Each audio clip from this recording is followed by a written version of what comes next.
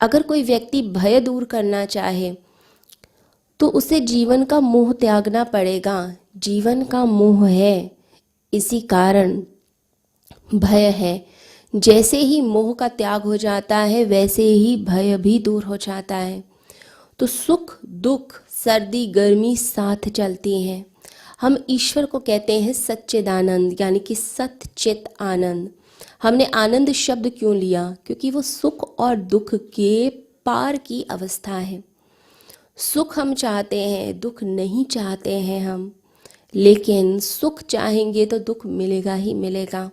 परमात्मा क्या है? परमात्मा आनंद की अवस्था, यानी कि उस आनंद के विपरीत कोई शब्द ही नहीं है।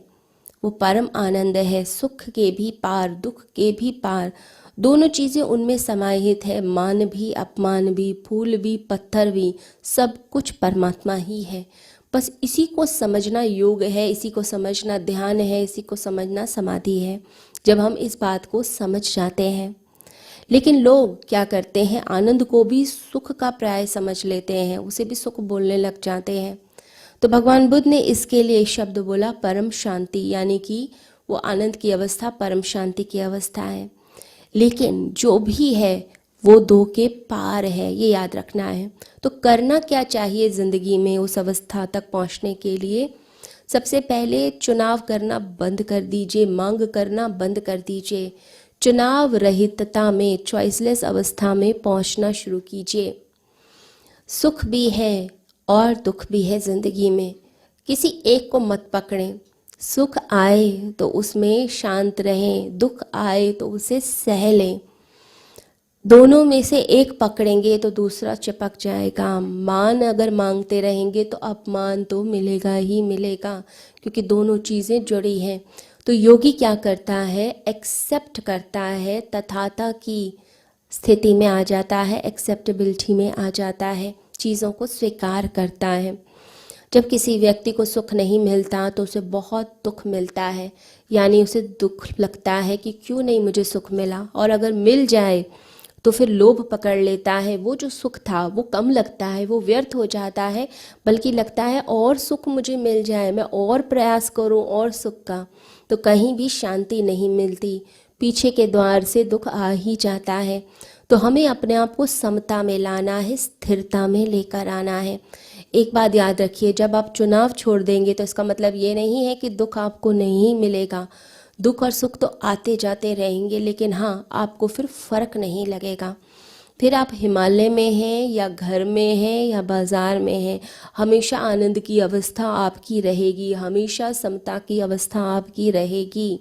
फिर कोई गाली भी देगा तो आपको स्पर्श नहीं कर जाएगी। हमने योगियों को देखा है, ऋषियों को देखा है, लोग उनको अपशब्द कह रहे हैं लेकिन उन्हें अंदर से फ़र्क नहीं पड़ रहा। अंदर आनंद की अवस्था है, खुशी की अवस्था है, शांत अवस्था है।